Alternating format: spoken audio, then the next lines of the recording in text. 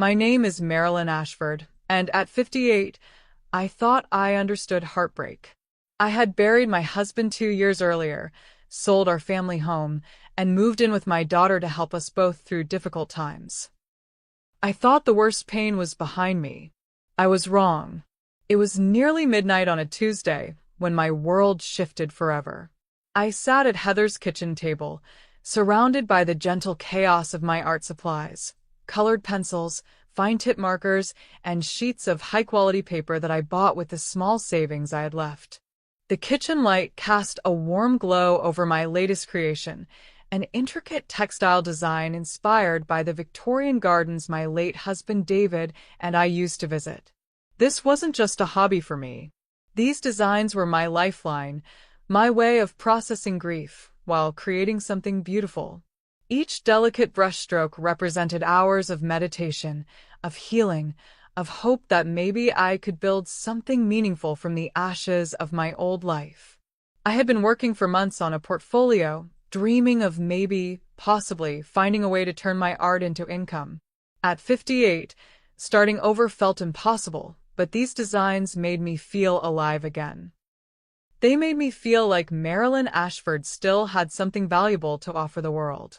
The front door slammed, shaking the small apartment. Heather was home from another late night at her marketing job, and I could hear her frustration in every heavy footstep. "Mom? Why are all the lights on?"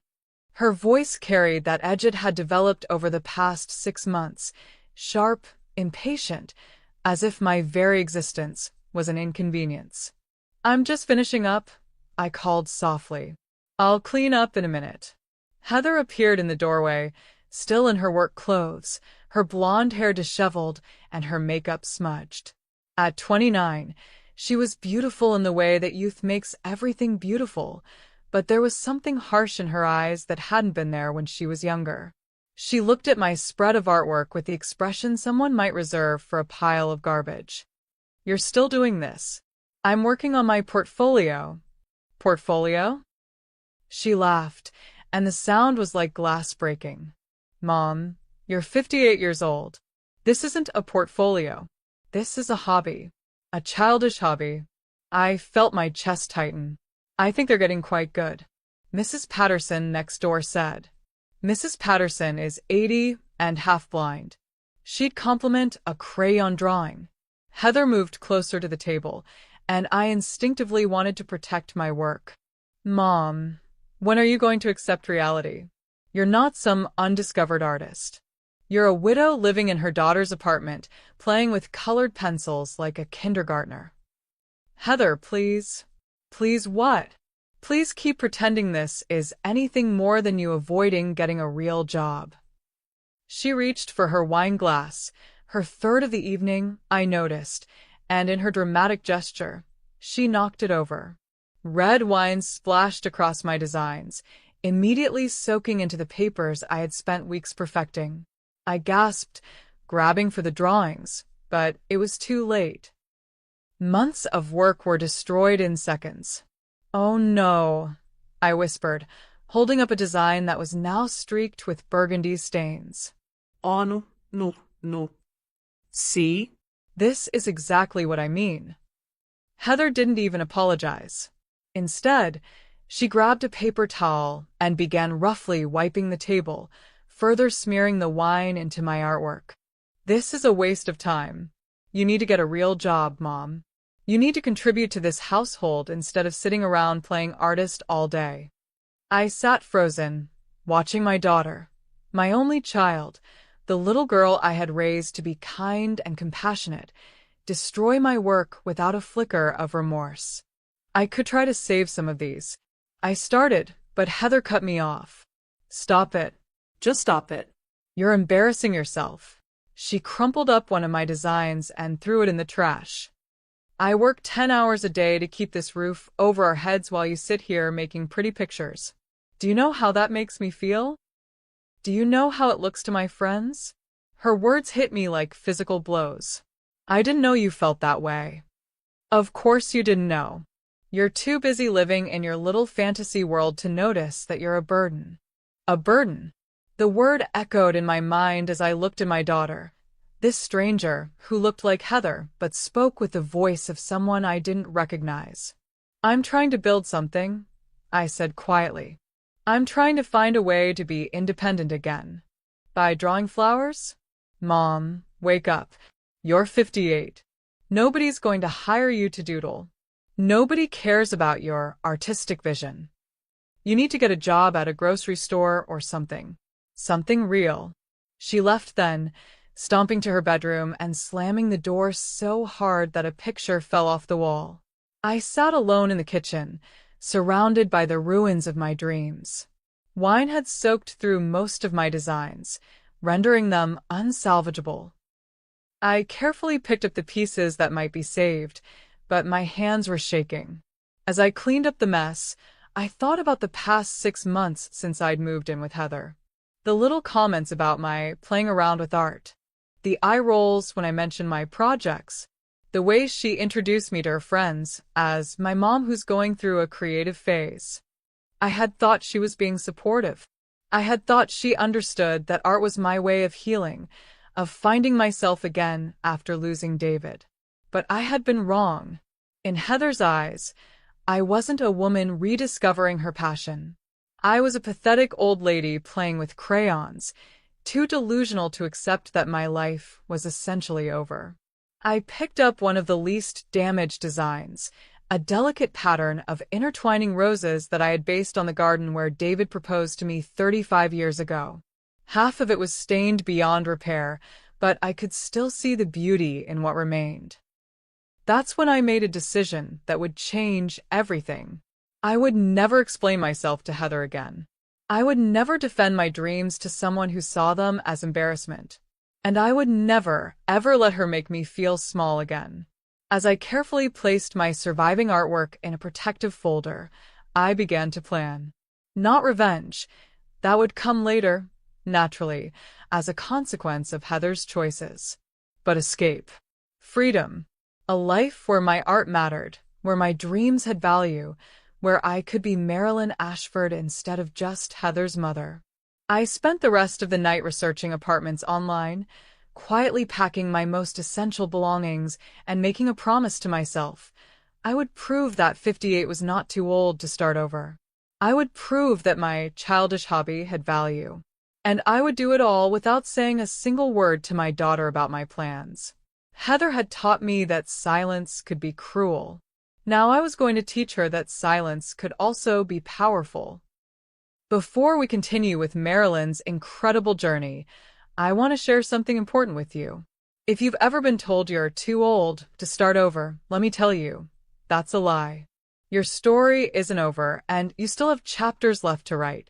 Our best-selling book, Reclaiming Your Peace After Pain, is filled with simple, powerful steps to help you heal, rebuild, and fall in love with life again. Click the link in the description box and start your new beginning today. And if Marilyn's story is speaking to your heart, please hit that like button and subscribe to our channel. Your support helps us continue sharing these powerful stories of resilience and justice.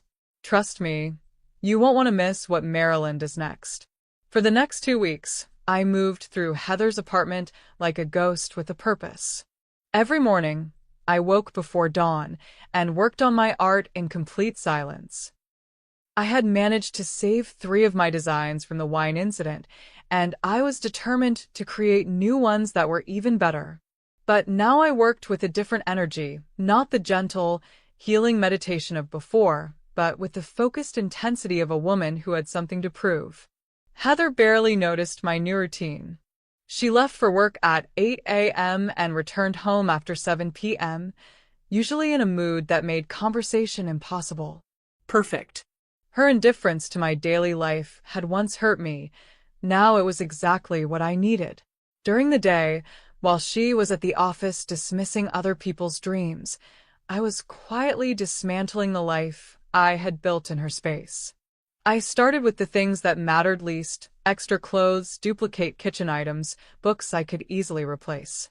Each bag I packed felt like shedding weight I hadn't realized I was carrying. I found a small one-bedroom apartment across town. It wasn't much. $800 a month for a place with outdated fixtures and carpet that had seen better days. But it had two things that made it perfect. It was affordable on my small widow's pension, and it had a sunroom that would make an ideal art studio. The landlord, Mrs. Chun, was a kind woman in her 70s who took one look at my references and bank statements and said, "You seem like someone who appreciates quiet. I think you'll be happy here." Quiet. Yes, I was learning to appreciate quiet in ways I never had before.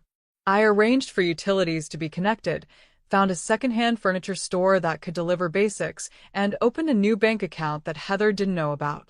Every transaction felt like an act of rebellion, every signature like reclaiming a piece of myself.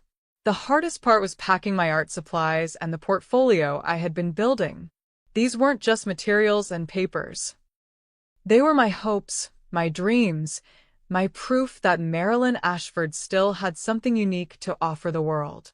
I wrapped each surviving design in tissue paper, treating them like the precious artifacts they were. One evening, as I was carefully packing my watercolors, Heather wandered into the kitchen. "You're organizing your stuff again," she observed with mild irritation. "Mom, I've told you, you don't need to keep everything so pristine. This isn't the museum." "I just like to keep my things neat," I replied, not looking up from my packing. "Whatever. Just don't spread out all over the table tonight. I'm bringing Marcus over for dinner."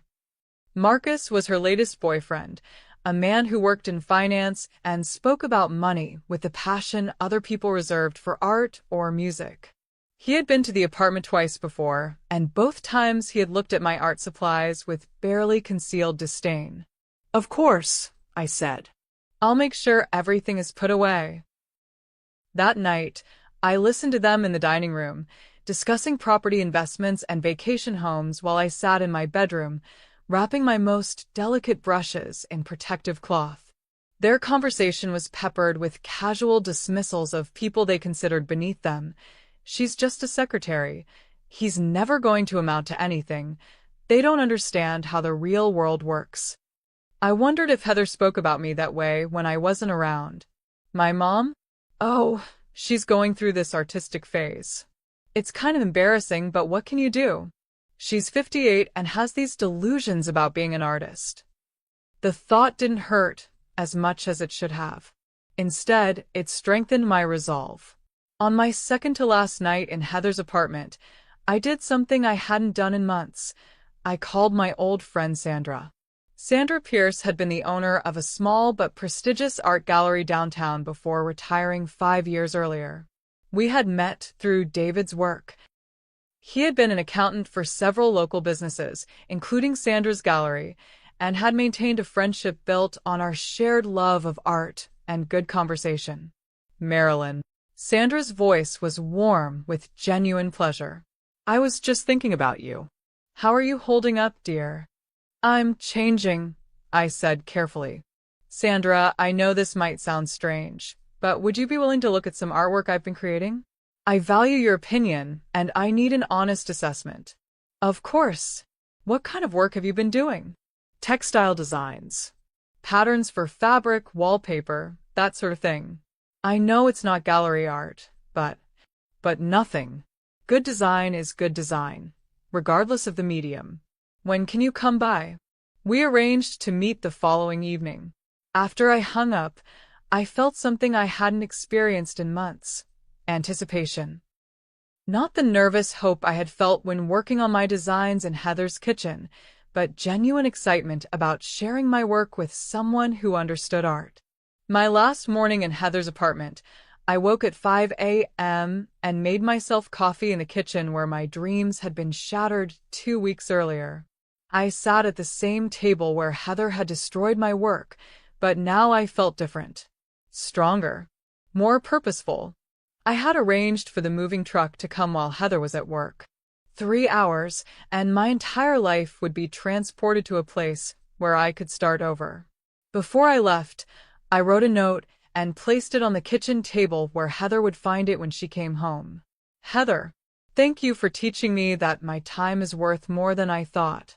I've found my own place and will be moving today. I'll call you when I'm settled. Your mother, Marilyn. P.S. I've left some money on your dresser to cover my share of this month's utilities. I didn't write love, Mom. I didn't write anything about missing her or staying in touch or hoping we could work things out. Those words felt dishonest now. Love wasn't supposed to feel like walking on eggshells. Love wasn't supposed to require me to make myself smaller so someone else could feel bigger. As I walked out of Heather's apartment for the last time, carrying my carefully packed art supplies, I felt something I hadn't expected. Relief. Pure, clean relief, like taking off shoes that had been too tight for so long you'd forgotten what comfortable felt like. I was 58 years old, and I was starting my life over. Heather had meant to shame me with those words, but instead, she had given me the greatest gift possible, the motivation to prove her wrong. The moving truck pulled away from Heather's building, carrying my meager possessions toward an uncertain but hopeful future. In the passenger seat beside me, carefully secured in a protective case, was my portfolio of textile designs. I had no idea that within 6 months, one of those designs would change my life forever. I had no idea that the childish hobby Heather had mocked would become the foundation of a career that would make me financially independent for the first time since David's death. All I knew was that I was free. Free to create without judgment, free to dream without ridicule, free to discover who Marilyn Ashford could become when she wasn't constantly defending her right to exist. The silence in my car was profound, but it wasn't empty. It was full of possibility. My new apartment was smaller than any place I had lived since college, but it felt like a palace. The living room was barely large enough for a couch and coffee table, the kitchen could fit only one person at a time, and the bedroom was so tiny that I had to choose between a dresser and a reading chair. But the sunroom, the sunroom was perfect. It faced east, so morning light flooded through the windows, illuminating everything with a kind of golden glow that made even ordinary objects look magical. I set up my easel by the largest window, arranged my art supplies on a simple wooden table I'd bought at a thrift store, and hung my 3 surviving wine-stained designs on the wall as a reminder of how far I'd already come. For the first week, I did nothing but create. I woke with the sunrise and worked until my eyes grew tired, taking breaks only to eat simple meals and walk around the neighborhood. Without Heather's constant criticism echoing in my mind, my creativity flowed like water from a broken dam.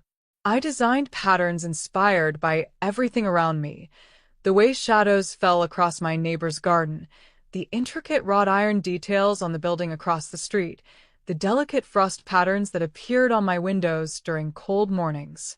Each design was more confident than the last, more bold, more uniquely mine.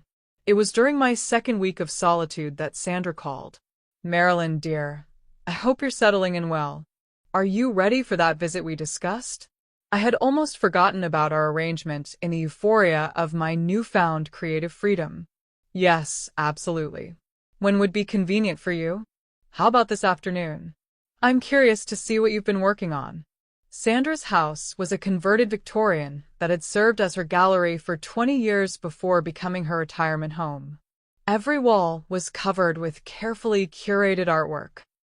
Paintings, photographs, sculptures, and mixed media pieces that spoke to her sophisticated eye for beauty and craftsmanship. "Welcome to my sanctuary," she said, leading me into a sitting room where afternoon light filtered through stained glass windows. "Now, show me what you've been creating." I opened my portfolio with nervous hands. These designs represented everything I had worked toward since leaving Heather's apartment. They were proof that I could create something beautiful, something valuable, something worth taking seriously. Sandra examined each piece in silence, occasionally making small sounds of interest or approval.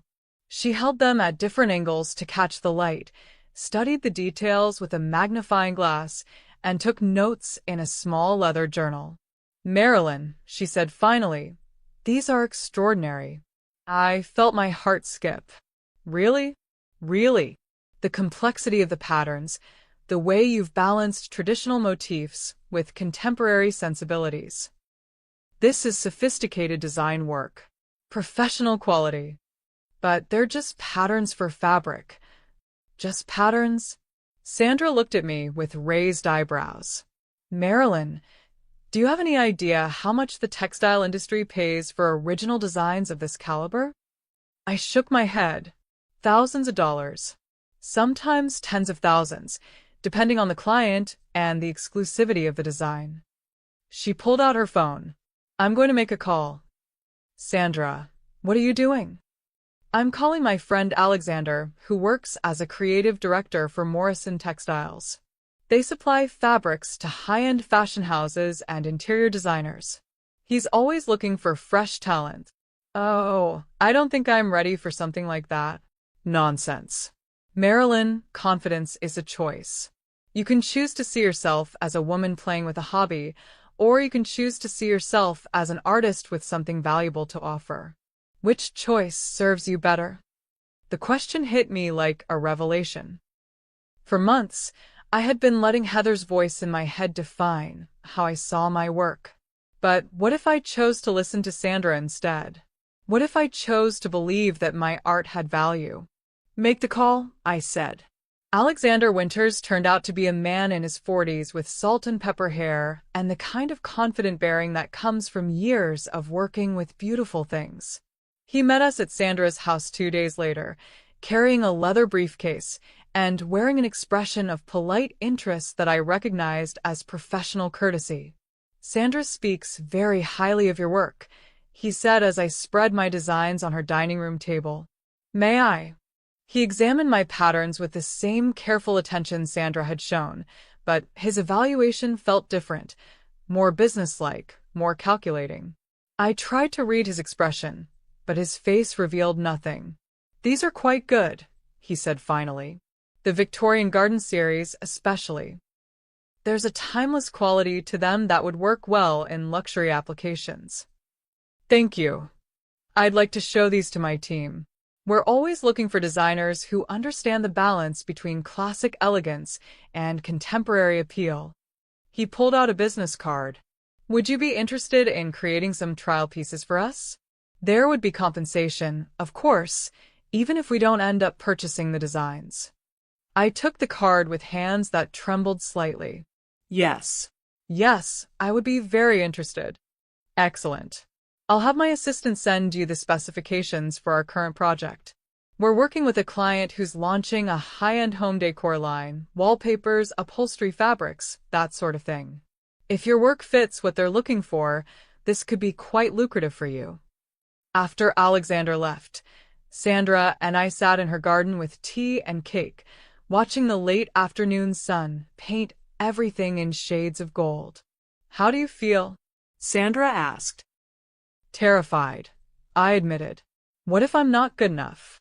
What if they look at my work and realize I'm just a 58-year-old woman playing with colored pencils? Marilyn, look at me. Sandra's voice was firm but kind. Do you know what I see when I look at your work? What? I see 30 years of life experience translated into visual beauty. I see the eye of a woman who has loved deeply, grieved honestly, and emerged from pain with something meaningful to offer the world. Young designers can create pretty patterns, but they can't create the depth of feeling that comes from having truly lived. You really think I can do this? I think you're the only one who can do this. These designs could only have come from someone with your particular combination of technical skill, life experience, and artistic vision. That night, I sat in my sunroom studio and looked at my work with new eyes. These weren't the desperate scribblings of a woman trying to avoid reality. They were the professional creations of an artist who had something valuable to offer. Heather had called my art a waste of time, a childish hobby, an embarrassment. But what if Heather was wrong? What if my art was actually the most important thing I had ever done? I pulled out a fresh sheet of paper and began sketching a new design, something bold and confident and unapologetically beautiful. As I worked, I thought about the specifications Alexander would send, about the possibility of seeing my patterns transformed into luxurious fabrics, about proving to myself that it was never too late to build a meaningful career. Somewhere across town, Heather was probably having dinner with Marcus, discussing their practical plans for practical success. She had no idea that her mother, the woman she had dismissed as a burden, was about to embark on a journey that would transform everything. I worked until nearly midnight, lost in the flow of creation, surrounded by the profound silence of a life finally lived on my own terms. 3 months later, I was standing in my tiny kitchen at 6 a.m., staring at my phone and trying to convince myself that I had heard Alexander correctly. "I'm sorry, could you repeat that number?" $2 million, Marilyn. The client wants to purchase your English rose garden design for $2 million. My legs suddenly felt unsteady. I sat down heavily in my single kitchen chair, the one I had bought at a garage sale for $5. That's not possible. Oh, it's very possible. This particular client is launching a luxury brand that will compete with houses like Hermes and Chanel. Your design will be the centerpiece of their debut collection. Wallpapers, fabrics, accessories, everything. They want exclusive rights, which is why the price is so high. I looked around my modest apartment. The second-hand furniture, the discount store curtains, the refrigerator held closed with duct tape, and tried to process what Alexander was telling me. "Are you sure they have the right artist?" You're just what? Marilyn, you need to stop diminishing yourself. You created something extraordinary. This client recognizes that, and they're willing to pay accordingly. The design Alexander was referring to was one I had created during my 3rd week in the apartment. I had been thinking about the garden where David proposed, remembering the way the climbing roses had intertwined around the old stone arbor, creating patterns of shadow and light that seemed almost magical. I had spent 2 weeks perfecting every line, every curve, every delicate detail. When do they need an answer? I need to hear from you by tomorrow morning. This is a legitimate offer, Marilyn. I've done business with this client before. The check will clear. After I hung up, I sat in my kitchen for a long time, watching the morning light creep across my small table. $2 million. The number felt abstract, impossible, like something that happened to other people. I called Sandra. "Marilyn, how are you, dear?" "Sandra, I think something incredible just happened, but I'm not sure I believe it." I told her about Alexander's call, about the offer, about my complete inability to process what this meant for my life. "Oh, my dear girl," Sandra said, and I could hear the smile in her voice. "This is real. This is happening. How does it feel to know that your childish hobby is worth $2 million? The phrase hit me like a thunderbolt. My childish hobby. The words Heather had used to dismiss my dreams, to make me feel foolish for believing I could create something meaningful. "It feels like vindication," I said quietly. "It should. Marilyn, this is just the beginning. Once word gets out that you've created a $1 million design, every luxury brand will want to work with you." I spent the rest of the morning walking around my neighborhood, trying to understand how my life had changed so dramatically in a single phone call. I passed the coffee shop where I bought my daily cup of discount coffee, the thrift store where I shopped for clothes, the library where I spent hours because it was free entertainment. In 24 hours, none of that would matter anymore. I would be financially independent. I would be successful. I would be proof that 58 was not too old to start over.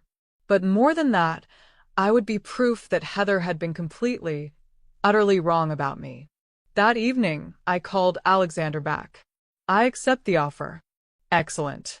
I'll have the contracts drawn up immediately. Marilyn, I hope you're prepared for this to change your life." "I think I am." "Good. And Marilyn?" "I have 3 other clients who would like to see your portfolio. Are you interested in taking on additional work?" Additional work. As if I were already an established artist, as if this were the natural progression of a successful career, rather than a miracle that had fallen from the sky. Yes, I said, my voice growing stronger. I'm very interested. The contracts arrived the next day via courier. I read every word twice, called a lawyer to review the terms, and signed my name with a hand that barely trembled.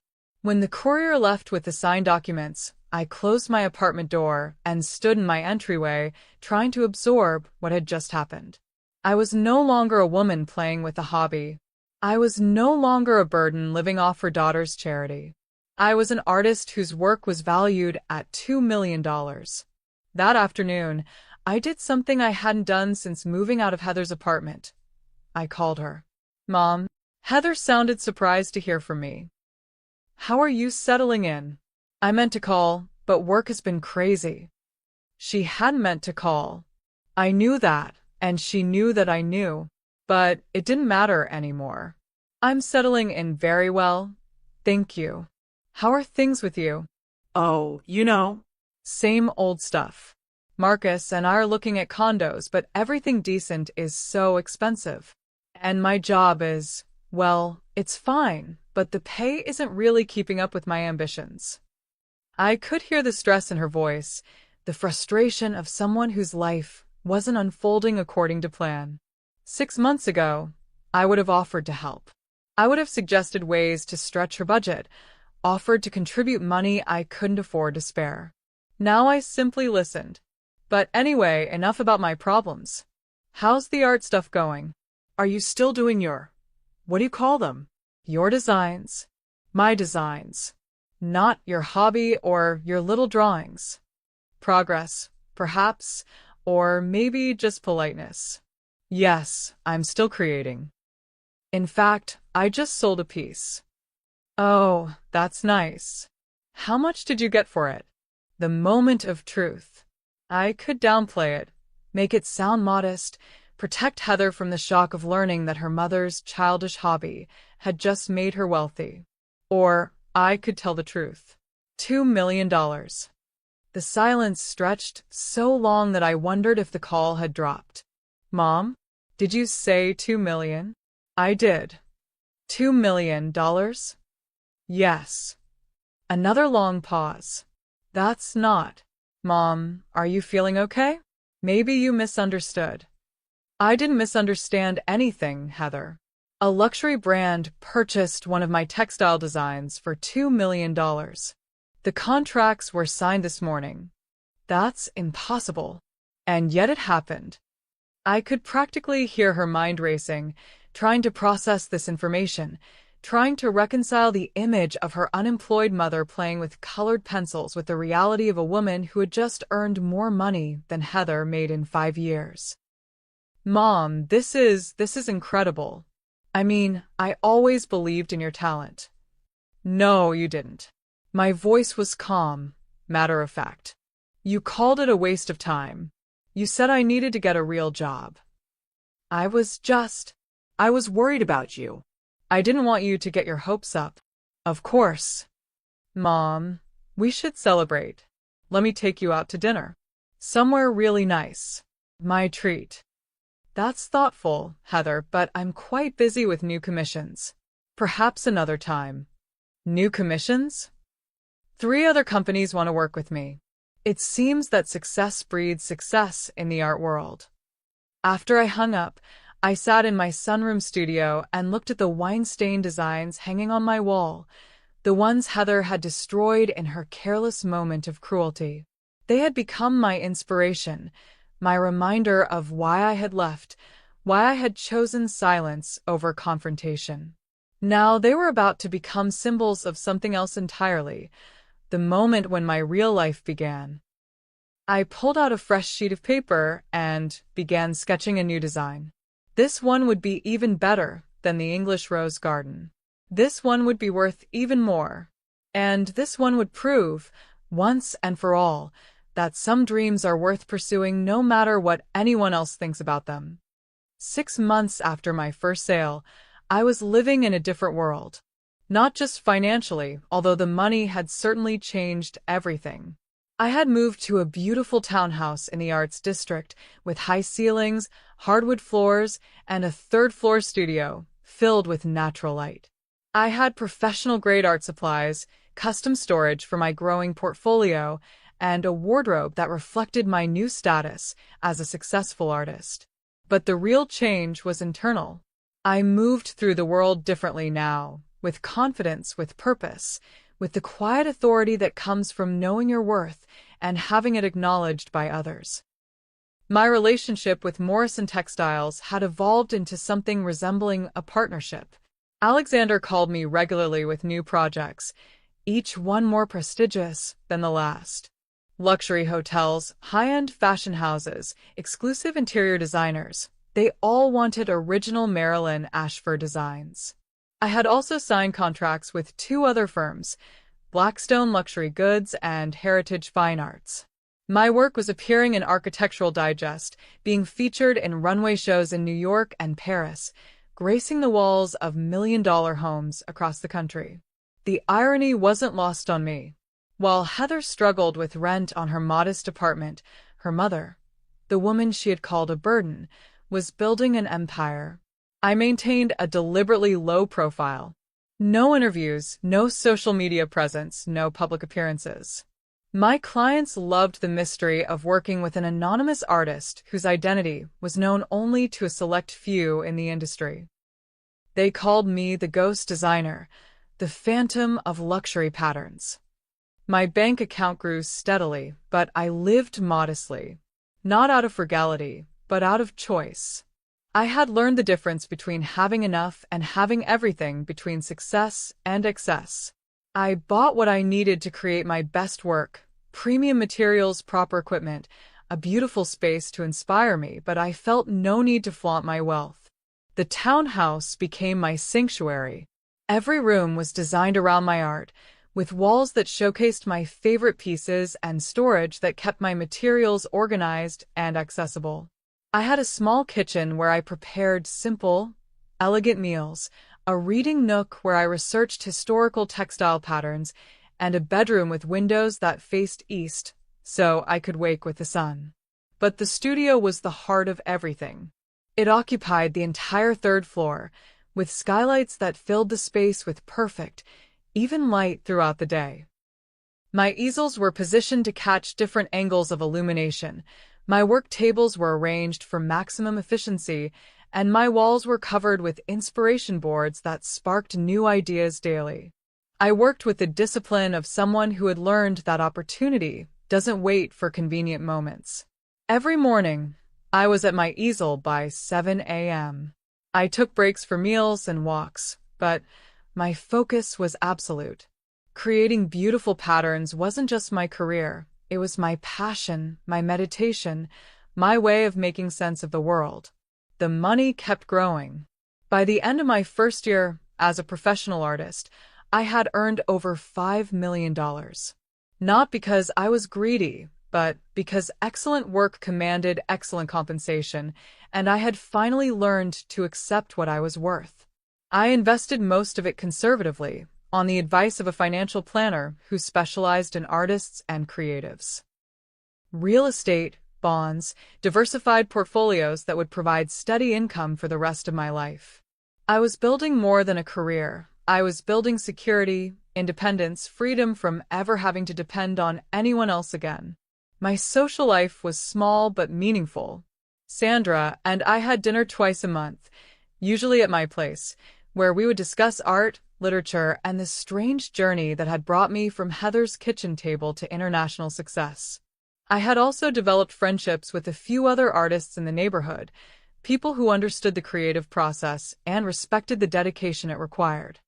I rarely thought about Heather during this period, not out of anger, but out of simple irrelevance. She had become a minor character in the story of my life, someone whose opinion no longer mattered, whose approval I no longer sought. When she did cross my mind, it was with a kind of detached curiosity about how someone could be so wrong about another person they claimed to know well. My routine was peaceful, productive, and entirely my own.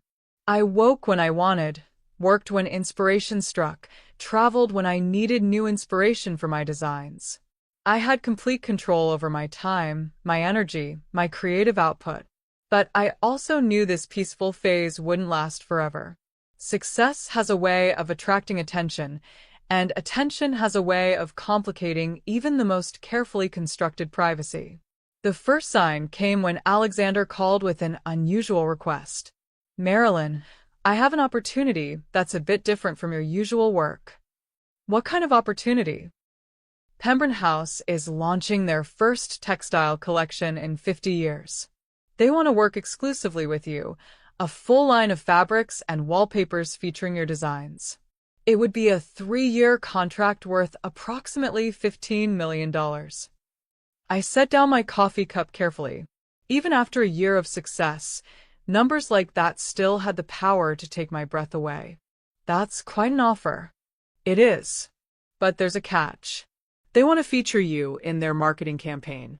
Magazine spreads, a documentary about your creative process, appearances at industry events. They want to build the entire campaign around the story of the mysterious artist finally stepping into the light. I felt my stomach tighten. Privacy had been my shield, anonymity my protection. The idea of becoming a public figure felt like stepping into a minefield. I'll need to think about it. Of course. But Marilyn, this would establish you as one of the premier textile designers in the world. This is the kind of opportunity that defines entire careers.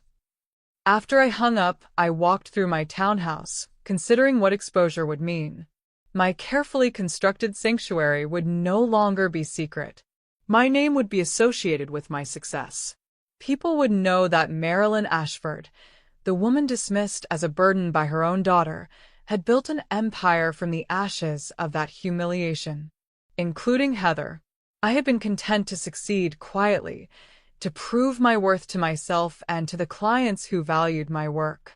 But perhaps it was time to let the world know that 58-year-old women were capable of extraordinary things. Perhaps it was time to let Heather know exactly how wrong she had been about everything. That evening, I called Alexander back. "I'll do it." "Excellent. They'll be thrilled. Marilyn, you're about to become the most famous textile designer in the industry." "Good," I said, surprising myself with the steel in my voice.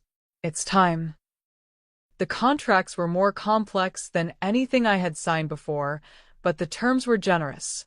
Pembroke House would have exclusive rights to my designs for their collection, but I retained ownership of my techniques and could continue working with other clients on non-competing projects.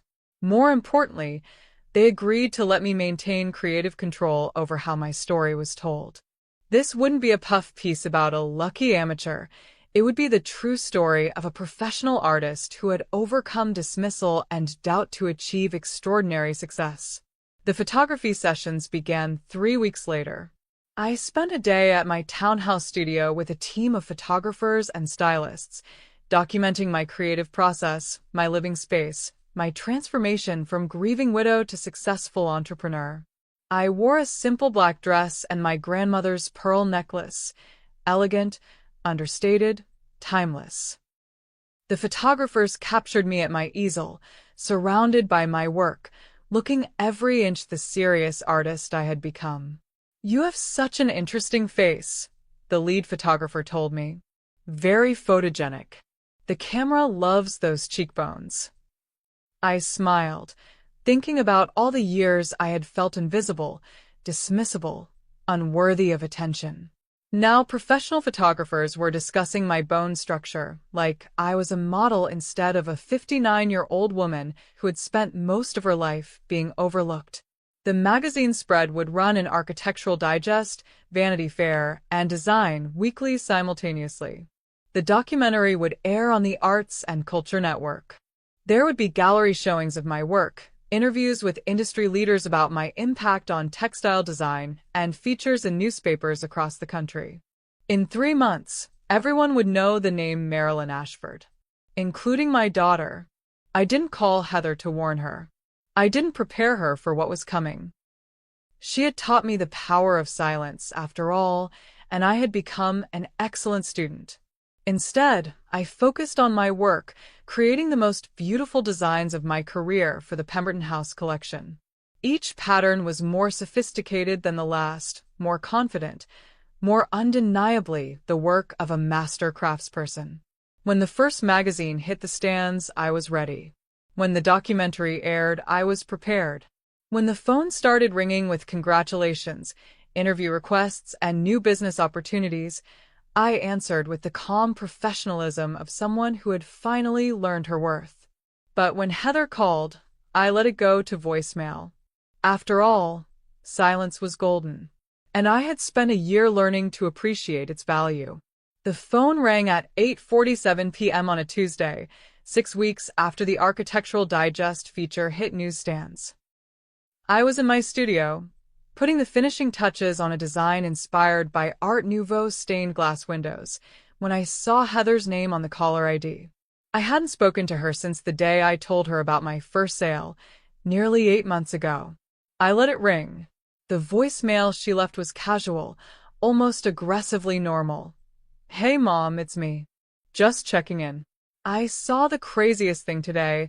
There was a woman in a magazine who looked just like you. Anyway, call me back when you get this. Love you." I deleted the message without calling back. She tried again the next morning, this time with a slight edge to her voice. "Mom, it's Heather. I really think we should talk. That magazine thing I mentioned? I'm pretty sure it actually was you. That's incredible, but also kind of confusing because you didn't mention anything about being in magazines. Call me." I was working on a series of botanical patterns when the third call came that afternoon. "Mom, okay, I know it was you in Architectural Digest. My friend Marcus saw it too. What the hell is going on? Why didn't you tell me you were some kind of famous artist? This is insane. Call me back immediately." Finally, on Thursday evening, as I was enjoying a glass of wine in my reading nook, Heather called for the fourth time. This time, I answered. "Hello, Heather." "Mom." "Finally. I've been trying to reach you for days. Why haven't you been answering?" "I've been working. What can I do for you?" What can you do for me? "Mom, you're in Architectural Digest. There's a 6-page spread about your art. When were you planning to mention this?" I could hear the mix of excitement and hurt in her voice, as if my success was something that had happened to her rather than something I had achieved on my own. "I didn't realize I needed to report my professional activities to you." "Professional activities?" "Mom, this isn't just professional activities. This is huge. The article says you're one of the most sought-after textile designers in the luxury market. It says your work sells for millions of dollars." "That's correct. But how? How did this happen? Last time we talked, you had just sold one design. Now you're living in some gorgeous townhouse, and there are art critics calling you a visionary talent. I don't understand." "I worked hard, Heather. I developed my skills, I built relationships with clients, and I created beautiful work that people wanted to buy." "But why didn't you tell me? I'm your daughter. I should have known about this." I paused, considering how to answer that question honestly. "When would I have told you, Heather? During one of our regular conversations?" "Oh, wait. We haven't had any regular conversations. The last time we spoke was 8 months ago, and before that, I hadn't heard from you since I moved out of your apartment. I was giving you space to get settled. You were relieved to be rid of me." "Which is fine, Heather. I understand that having your unemployed mother living with you was an embarrassment. But you can't have it both ways. You can't dismiss me as irrelevant and then expect to be included in my success." "Mom, that's not fair. I never said you were irrelevant. You said my art was a childish hobby. You said I needed to get a real job. You destroyed my work and told me I was wasting my time. I was frustrated. I was working so hard, and it seemed like you were just playing around. I didn't mean to hurt you. But you did hurt me. And now you're upset because I succeeded without your support or approval." There was a long silence. When Heather spoke again, her voice was smaller, more uncertain. "Mom, I know I wasn't supportive before. I was stressed about money and work, and I took it out on you. But I want to make up for that now. I want to be part of your success. Part of my success? I mean, I want to celebrate with you. I want to be proud of you. I am proud of you. You're proud of me now that my worth has been validated by magazines and money. Where was that pride when I was creating art in your kitchen? I I should have been more encouraging. I can see that now. Yes, you should have been. Another pause. Mom, look, I know I made mistakes, but we're family. Can't we move past this? I looked around my beautiful studio, at the walls covered with my successful designs, at the evidence of everything I had built without her help or blessing. Heather, can I ask you something? Sure. Why are you calling me now? What do you want from this conversation? I want to reconnect with my mother. I want us to have a relationship again. That's all. Well, I mean, I'd love to see your new place. And I'd love to hear about your work. And honestly, Mom, I'm going through a tough time financially. I had to quit my job because my boss was horrible, and I'm trying to start my own marketing business, but it's really expensive to get things off the ground. There it was. The real reason for the call. I see. I'm not asking for a handout or anything, but maybe you could give me some advice? Or maybe help me understand how you built your business so quickly. I mean, you went from zero to millions in just over a year. There must be some secrets you could share. Secrets. As if my success were the result of luck or insider knowledge rather than talent, hard work, and the determination to prove someone wrong. The secret, Heather, is that I spent 30 years developing my artistic skills while raising you and supporting David. When I finally had the freedom to focus on my work without interruption or criticism, I was ready. Okay, but how did you find clients? How did you price your work? How did you negotiate contracts? I had help from people who believed in my talent. People who saw value in my work before it was profitable. People like who? Like Sandra Pierce, who introduced me to the right connections because she saw potential in my art. Like Alexander Winters, who took a chance on an unknown artist because he recognized quality work. Could you introduce me to them? Maybe they could help me with my business too. I closed my eyes and counted to 10. Even now, even with all the evidence of my success laid out in magazines and documentaries, Heather still saw me primarily as a resource to be tapped. Heather, I don't think that would be appropriate. Why not? You just said they help people with potential. They help artists, Heather. People with creative talent who need support developing their careers. That's not the same as helping someone start a marketing business. But you could still put in a good word for me, right? Tell them I'm your daughter. And what would that accomplish? It might open some doors. I mean, if you're as successful as these articles say, your recommendation would mean something. I felt something cold settle in my chest. After all this time, after all my success, Heather still saw me as someone whose primary value was what I could do for her. Heather, let me ask you something else. If I had never become successful, if I had remained the unemployed woman living in your spare room, would you have called me tonight? That's a weird question, Mom. It's a simple question. If I were still struggling, still trying to make ends meet on my widow's pension, still creating art that you considered worthless, would you have reached out to reconnect? A long pause. I don't know. Maybe. Eventually.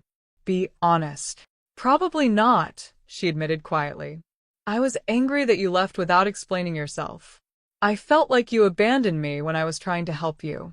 You felt like I abandoned you? yes. One day you were living here, letting me support you, and the next day you were gone with just a note. It felt like you didn't trust me enough to tell me your plans. Heather, I left because you made it clear that you saw me as a burden. You destroyed my work, dismissed my dreams, and told me to get a real job. What exactly was I supposed to explain? You could have told me you were planning to move out. You could have given me a chance to apologize. And then what? You would have apologized, I would have stayed, and you would have continued treating my art like a phase you were waiting for me to outgrow. That's not true, isn't it? Tell me, Heather, what would you have said if I had told you I was planning to become a professional textile designer? Silence. You would have told me I was being unrealistic. You would have said I needed to focus on finding a practical job instead of chasing fantasies. You would have discouraged me from pursuing the very thing that has made me successful. Maybe. But you could have proven me wrong. I did prove you wrong. Just not in front of you. Mom, please. I know I made mistakes, but can't we start over? I promise I'll be more supportive now. Now that my support might benefit you? That's not... Okay, yes, I could use some help right now. But that's not the only reason I'm calling. What are the other reasons? Another long pause. I miss you. I miss having you in my life. You miss the idea of me, Heather. You miss having a mother who's proud of you and supportive of your dreams. But you never actually knew me. You never took the time to understand what mattered to me or what I was capable of achieving. I want to know you now. Do you? Or do you want to know the successful version of me? The version that might be useful to your business aspirations? Both, maybe. Is that so wrong? I considered her answer. At least she was being honest. Heather, I'll think about what you've said. But I want you to understand something. I'm not the same woman who lived in your spare room. I don't need your approval anymore. I don't need your support. And I don't owe you access to my success simply because we're related. Mom, I'll call you when I'm ready to talk again. Goodbye, Heather. I hung up and sat in the gathering darkness of my studio, surrounded by the fruits of my labor. Through my windows, I could see the city lights beginning to twinkle, each one representing someone else's dreams, someone else's struggles, someone else's victories. Heather had sounded genuinely remorseful, but she had also revealed that her primary interest in reconnecting was still fundamentally selfish. She wanted my success to rub off on her, wanted my connections to open doors for her, wanted my money to solve her problems. She still didn't understand that love and respect weren't the same thing. She still didn't understand that calling someone only when you needed something wasn't the same as having a relationship. But most importantly, she still didn't understand that I was no longer the woman who would sacrifice her own well-being to make her daughter's life easier.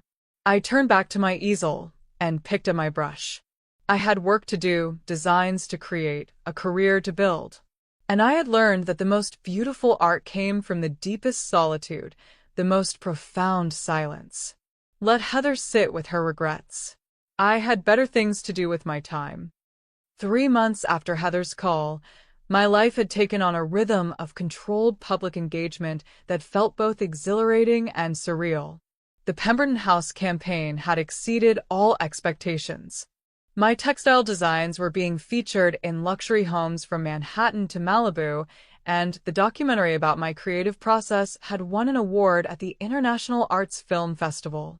Suddenly, everyone in the design world wanted to work with the Phoenix artist, their term for someone who had risen to prominence later in life. The invitations had started arriving within weeks of the magazine features. Gallery openings, industry galas, private showings of new collections. At first, I declined them all, preferring the sanctuary of my studio. But Alexander had convinced me that occasional appearances would be good for business.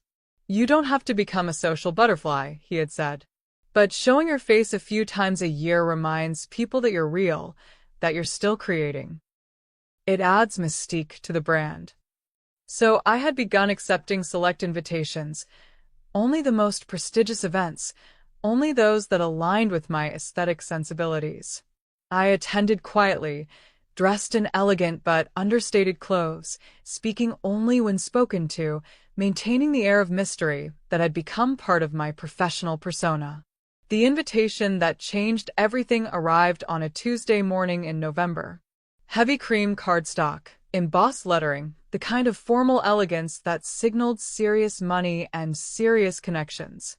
Blackstone Luxury Goods requests the pleasure of your company at an exclusive preview of their 2024 designer collaboration collection, featuring original works by Marilyn Ashford. Thursday, November 18th, 7 p.m., the Metropolitan Museum of Art, New York City. My work was being showcased at the Met. Patterns I had created in my modest townhouse studio would be displayed alongside pieces from their permanent collection, viewed by collectors, critics, and industry leaders from around the world. I stood in my kitchen, holding the invitation, and thought about the woman who had sat at Heather's table 18 months ago, watching wine destroy her hopes and dreams. That woman could never have imagined this moment. The preview was exactly the kind of high-profile event I usually avoided, but this was different. This was validation at the highest level, recognition that my work belonged in the same conversation as the greatest artists and designers in history.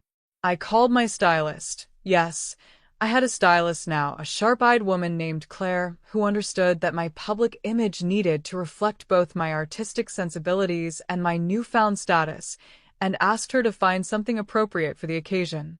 "This is huge, Marilyn," Claire said when I told her about the invitation. "The Met doesn't just showcase anyone. This is career-defining exposure." "I understand. We need to make sure you look absolutely perfect. Not flashy, not attention-seeking, but undeniably elegant. Museum-worthy, if you will." She found me a deep emerald silk dress that complemented my silver hair and brought out the green in my eyes. Simple lines, perfect tailoring, the kind of timeless elegance that looked expensive without being ostentatious. With my grandmother's pearls and a classic updo, I would look like exactly what I had become, a successful artist comfortable in the world of serious collectors. The flight to New York was my first time in first class, a small luxury that still felt surreal. I spent the journey reviewing the pieces that would be featured in the exhibition, marveling at how my patterns had been transformed into furniture, wallpapers, and accessories that would grace some of the most exclusive homes in the world. The Metropolitan Museum after hours was a different creature entirely. Without the crowds of tourists and school groups, the galleries felt sacred, hushed, filled with the weight of centuries of human creativity.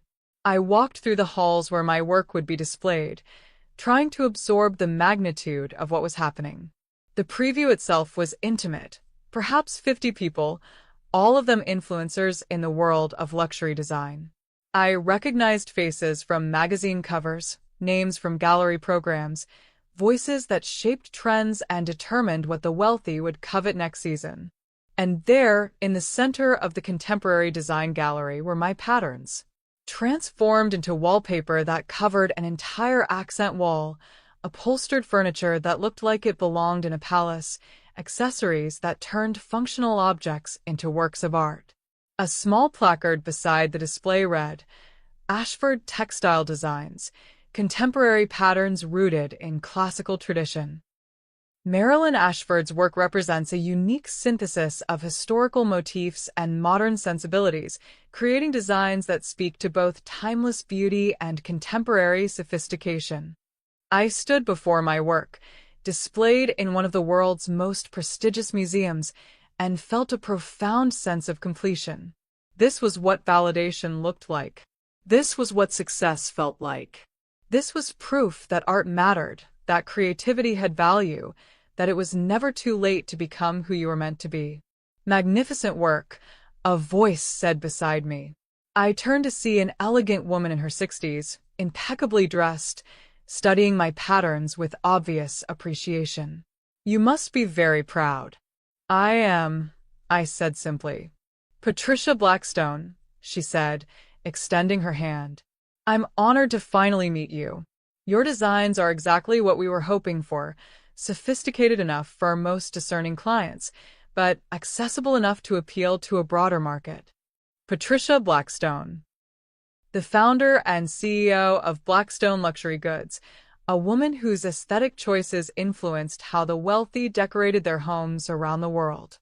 Thank you for this opportunity, I said. Seeing my work displayed here is beyond anything I could have imagined. You should imagine bigger things, she said with a smile.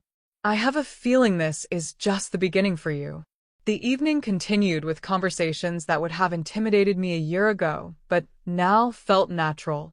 Gallery owners who wanted to represent my work, interior designers who wanted to collaborate on custom pieces, collectors who wanted to commission original designs for their homes. I gave out my business cards sparingly, spoke about my work with quiet confidence, and maintained the professional distance that had become my trademark. I was friendly but not available, successful but not desperate, talented but not needy. As the evening wound down, I found myself near the museum's grand staircase, looking out over the city lights of Manhattan. A year and a half ago, I had been invisible, dismissed, living on the charity of a daughter who saw me as a burden. Now I was standing in the Metropolitan Museum of Art, surrounded by people who valued my work enough to pay millions for it. "Excuse me, are you Marilyn Ashford?" I turned to see a young woman with a notebook and camera, clearly a journalist who had somehow gained access to the private event. I'm Casey Williams from Design Today magazine. I was hoping I could ask you a few questions about your meteoric rise in the design world. Your story is so inspiring, a widow who reinvented herself as a successful artist in her late 50s. Our readers would love to know more about your journey. A meteoric rise. Is that what this was? From the outside, perhaps it looked sudden, dramatic, like overnight success. But I knew the truth.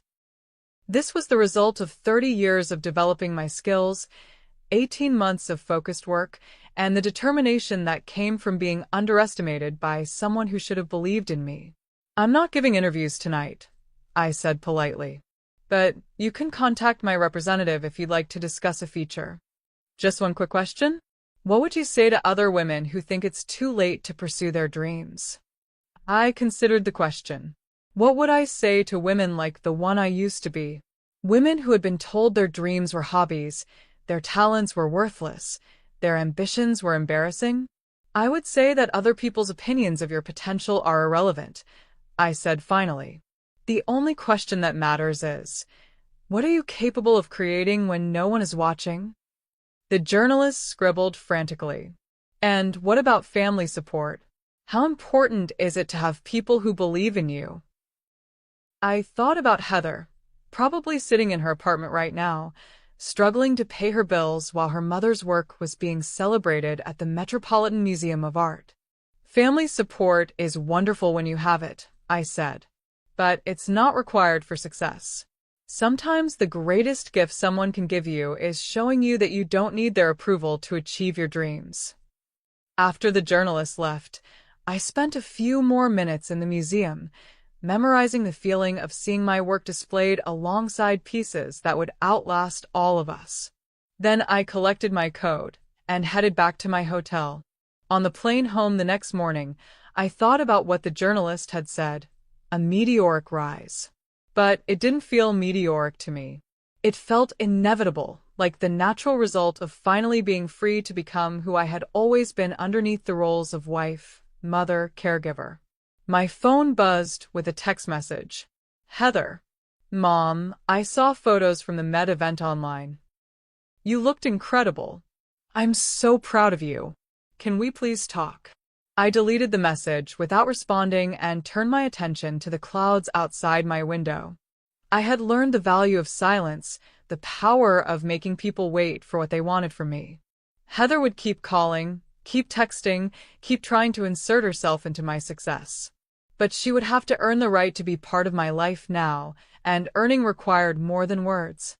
It required understanding what she had done wrong and demonstrating that she had changed. So far, I had seen no evidence of either. I closed my eyes and began mentally sketching a new design, something inspired by the classical columns of the museum, something that would capture the feeling of strength and permanence I had experienced standing in those hallowed halls. By the time I landed, I was eager to get back to my studio, back to the work that had saved me, back to the life I had built with my own hands and my own vision. Let Heather wait. I had art to create. The call came on a rainy Thursday afternoon in February, 6 months after the Metropolitan Museum exhibition. I was in my studio, working on a commission for a luxury hotel chain in Dubai, when my phone rang. Heather's name appeared on the screen, and as had become my habit, I let it go to voicemail. But something in her voice when I played the message back made me pause. Mom, please. I know you're angry with me, and I understand why, but I really need to talk to you. Something's happened, and I don't know what to do. Please call me back. She sounded different. Not demanding or entitled, but genuinely distressed. Against my better judgment, I called her back. Mom? Oh, thank God. I wasn't sure you'd call. What's wrong, Heather? Can we meet in person? I know you probably don't want to see me, but I really need to talk to you face to face. We met at a coffee shop downtown. Heather looked terrible, thin, pale, defeated. Gone was the confident woman who had destroyed my art. Mom, I need to tell you something, and I need you to let me get through it before you respond, okay? I nodded. I was wrong about everything. About your art, about your dreams, about what you were capable of. I destroyed something beautiful that you had created, and I dismissed your talent because I was stressed and frustrated and taking it out on the person who was safest to hurt. She told me about Marcus breaking up with her, calling her too negative and critical, about her failed business, about barely scraping by with a call center job. I kept thinking about how you would have encouraged me to keep trying, how you would have found ways to help me problem solve and stay motivated. And I realized that I had never, not once, given you that same support. She pulled out a small wrapped package, one of my original Weinstein designs, carefully preserved. I saved it. After you left, I found it in the trash, and I kept it. I look at it every day to remind myself of what I destroyed. What do you want from me, Heather? I want another chance. Not to be supported or rescued or fixed. I want a chance to be your daughter again, to be someone you can be proud of. For the first time in years, I saw genuine humility in her eyes. But I also knew that forgiveness couldn't be asked for and received immediately. Heather, forgiveness isn't something you can ask for and receive immediately. It's something that has to be earned over time, through consistent actions. I understand. And I need you to understand that I'm not the same woman I was when I lived in your apartment. I don't need your approval anymore. If we rebuild our relationship, it will be because I choose to, not because I need to. We finished our coffee talking about neutral topics. It felt strange, but not unpleasant. As we prepared to leave, Heather mentioned she had started taking pottery classes.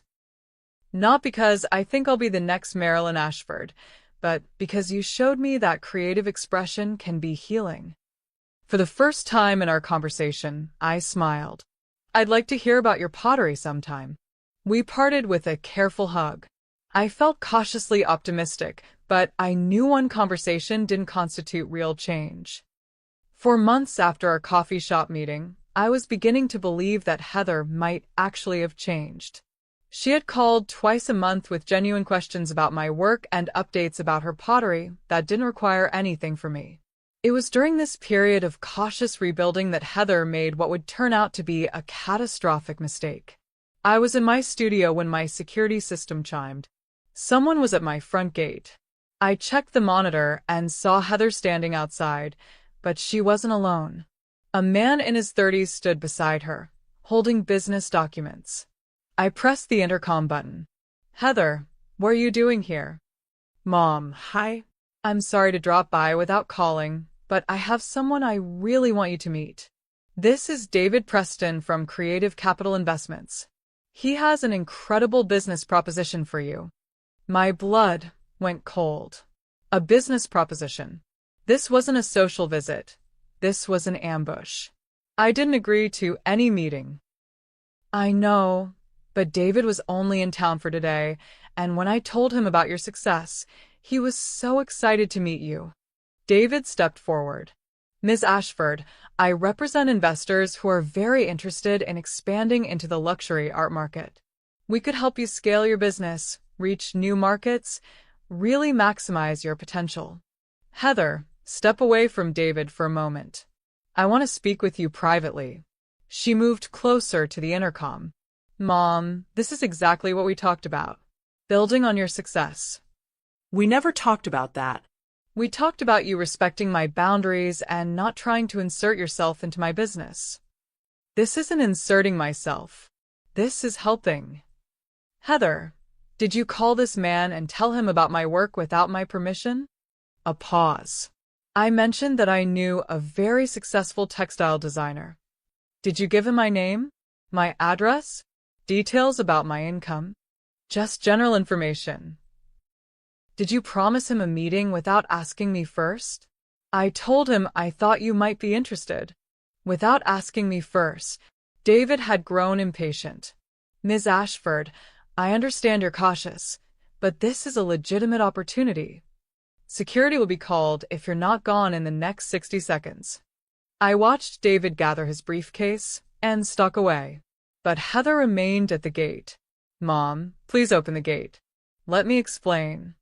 There's nothing to explain, Heather. This isn't what you think. I wasn't trying to manipulate you. I genuinely thought this would be good for your career. You contacted a stranger about my private business without my permission. You brought him to my home without my knowledge. How is that different from the way you used to treat my art as something you had the right to judge and manage? I was trying to help. I didn't ask for your help. I specifically told you that I don't need your help. Goodbye, Heather. I turned off the intercom and watched as she stood outside my gate for several more minutes before finally driving away. The violation of privacy and trust was staggering. For 4 months, I had allowed myself to hope that Heather had genuinely changed. But this incident proved that nothing had really changed at all. Over the next week, she tried multiple approaches, phone calls, texts, emails, even a handwritten letter. All contained variations of the same themes. This was a misunderstanding. Her intentions were good. I was overreacting. But there was one thing notably absent from all her communications, a genuine understanding of what she had done wrong.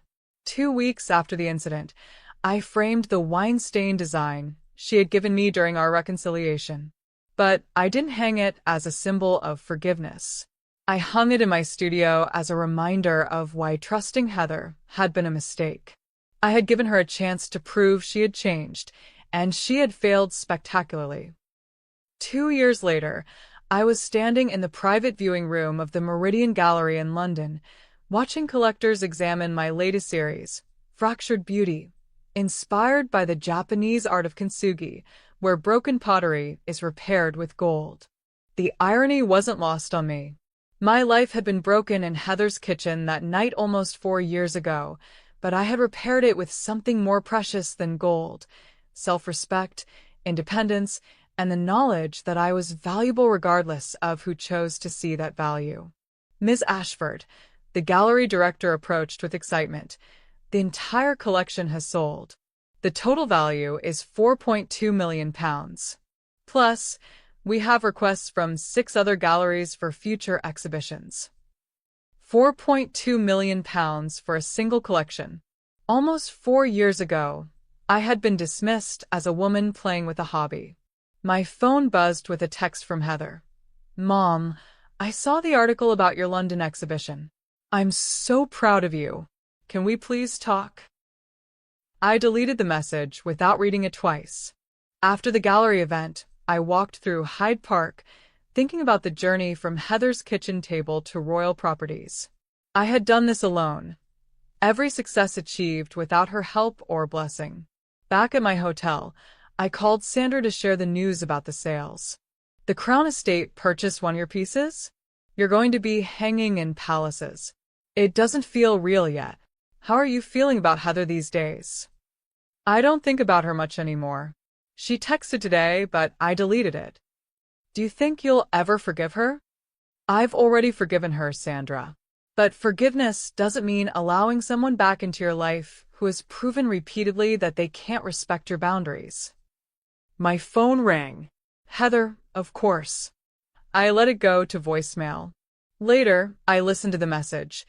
Mom, I know you're not answering my calls, but I really need to talk to you. I've been thinking about everything that happened, and I understand now why you cut me off. I'm in therapy now. Real therapy. I'm working on understanding why I always try to control situations instead of just supporting people. Her voice broke slightly. I'm not asking you to call me back.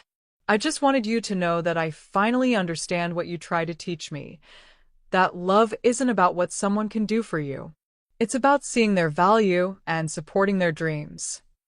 I saved the voicemail, but didn't respond. 3 months later, a package arrived with no return address. Inside was a simple ceramic bowl with a note. Mom, I made this in my pottery class. It's the first thing I've created that I'm truly proud of. Thank you for showing me that it's never too late to become who you're meant to be. I love you. Ash. The bowl was simple but well-crafted, showing real skill and dedication. I placed it on my desk where I could see it while I worked. Not as a symbol of reconciliation, but as evidence that perhaps some people could change. But I still didn't call her. A year later, I was featured on the cover of International Artist magazine as Designer of the Decade. When asked about family support, I said, I had the support of people who believed in my vision. Sometimes the most important relationships are the ones you build, not the ones you inherit. I was 62 now, with silver hair that caught the light beautifully and lines that spoke of hard-earned wisdom. I looked like a woman who knew her worth. That evening my phone rang. Heather. For the first time in almost 2 years, I answered. Hello, Heather. Mom. I saw the magazine. You look incredible. Thank you. I wanted to tell you how proud I am. Not proud like I had anything to do with your success, but proud like I'm honored to be your daughter, even if I haven't earned that honor. Cutting me off forced me to look at myself honestly, for the first time. I've spent the past 4 years working to become someone worthy of your respect. And how's that going? Slowly. But Mom, whether we ever have a relationship again or not, you taught me the most important lesson of my life. That love isn't about what someone can give you. It's about who they are and how they treat people. I'm managing a pottery studio now. I'm helping other people discover the same peace in creating that you showed me. Despite my emotional distance, I felt a flicker of pride. That's wonderful, Heather. I want you to know that I'm sorry. Not sorry for hurting your feelings, but sorry for not seeing your value until the whole world was celebrating it. Sorry for not supporting your dreams when it would have mattered. After we hung up, I sat in my garden watching the evening light fade. 4 years of silence had apparently taught Heather things that no amount of conversation ever could. But I still wasn't ready to trust her with my heart again. Trust required sustained action over time, not just words. Still, for the first time in years, I felt cautious curiosity about who she might become. The ceramic bowl sat on my studio desk, a reminder that people could learn to create beautiful things if they were willing to do the work. In the meantime, I had art to create, a life to live on my own terms.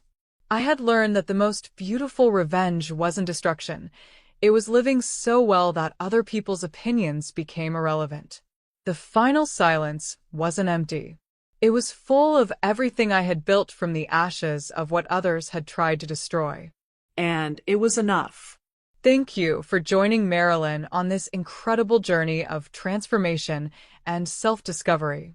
Her story reminds us that it's never too late to pursue our dreams, and that sometimes the most loving thing we can do is enforce boundaries with grace and determination. If this story touched your heart, please hit that like button and share it with someone who needs to remember their own creative power. Don't forget to subscribe to our channel for more real stories of resilience, justice, and the beautiful complexity of family relationships. And remember, Your dreams matter, regardless of what anyone else thinks about them. The most important audience for your creativity is yourself. Until next time, keep creating, keep dreaming, and keep believing in your own magnificent potential.